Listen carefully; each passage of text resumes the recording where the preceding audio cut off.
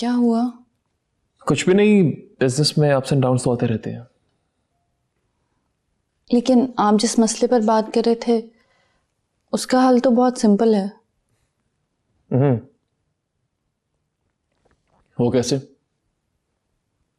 आप एक बड़ा बिजनेस ग्रुप हो तो आप छोटे छोटे मैन्युफैक्चरर्स को मिलाएं और उन पर बल्क के ऑर्डर्स को डिवाइड कर दें, और इस तरह आप उनके साथ लॉन्ग टर्म क्रेडिट पर भी काम कर सकते हो, और जो बाहर के और लोकल मार्केट के ऑर्डर्स हैं वो आप वक्त पर डिलीवर भी कर सकेंगे। अरे वाह, आई एम इम्प्रेस्ड। मुझे एक्चुअली तुम्हारा मशवरा पसंद आया है, और बिजनेस के हवाले से जो तुम्हारी अप्रोच है वो बहुत अच्छी है। आपको नहीं पता, मैंने अप्लाइड इकोनॉमिक्स में मास्टर्स किया हुआ है। मुझे ये तो मालूम था कि तुमने मास्टर्स किया हुआ है, लेकिन किस सब्जेक्ट में किया है ये पता नहीं था। तुम कॉलेज में भी यही पढ़ाती थी? जी, यही सब्जेक्ट। कूल।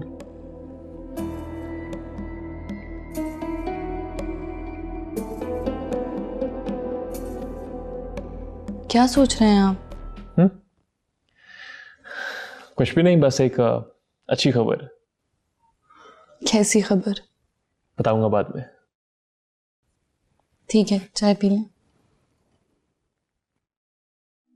मैंने जो आपको टैबलेट्स दी थी वो कभी कभी इस्तेमाल करने के लिए दी थी, लेकिन आपने उसको बहुत ज़्यादा इस्तेमाल करना शुरू कर दिया। ये आपके लिए बहुत ज़्यादा हार्मफुल साबित हो सकता है और इससे आपकी ब्रेन एफिशिएंसी भी डैमेज हो सकती है। जी, आई नो दैट। अपने आप को संभालें और विल पावर से काम लें।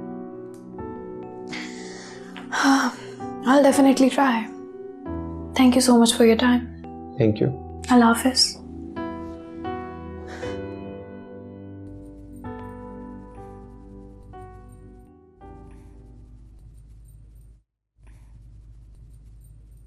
आराम से नजमा, बाल उखाड़ोगी मेरे? हाय, इतने कच्चे बाल।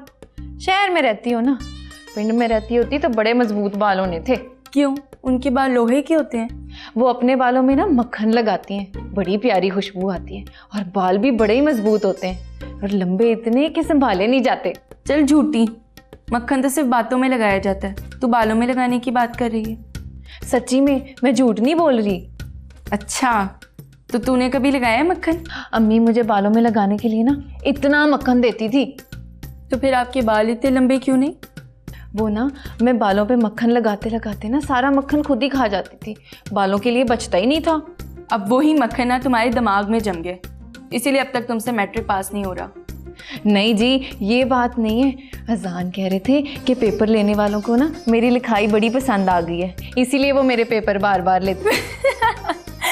नजमा, तुम हंस क्यों रही हो? मैंने कोई लतीफ़ा सुनाया है जो तुम इतना हंस रही हो?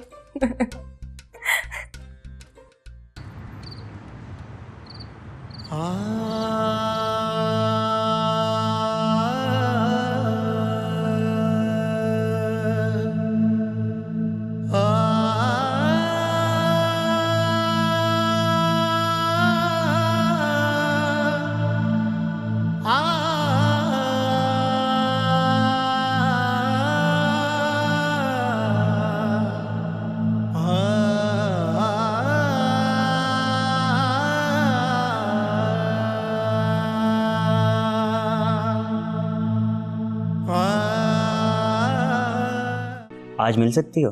नहीं शायान, तुम मुझे बताओ कि अपनी अम्मी को कब भेज रहे हो मेरे घर? भेज दूंगा, जल्दी क्या है यार, उनकी तबीयत तो संभलने दो। शायान, मैं तुमसे ऐसे बार बार नहीं मिल सकती।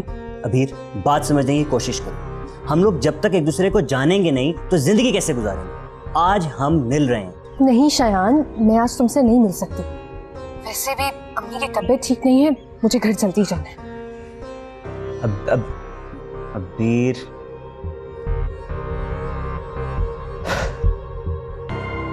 कुछ और करना पड़ेगा, कुछ और ही सोचना पड़ेगा। हर बार प्लान फेल हो जाता है, हर बार।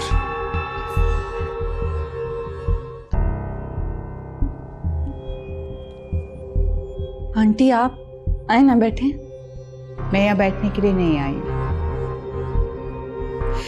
मैं तो सिर्फ ये देखने के लिए आई हूँ कि तुम कितना खुश हो। ये सब आप ही की वजह से तो है।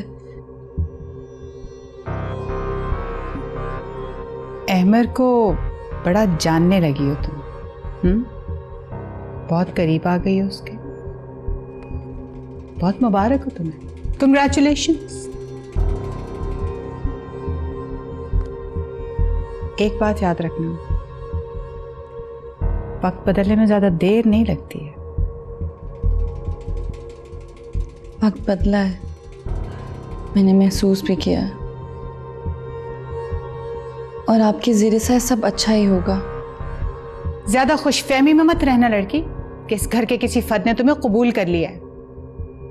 अगर अहमर को मुट्ठी में कर लिया है ना, तो फिर यह भी समझ लो कि अहमर की हैसियत मेरे सामने रेत की सी है, और रेत बंद मुट्ठी में ज्यादा देर तक नहीं रहती।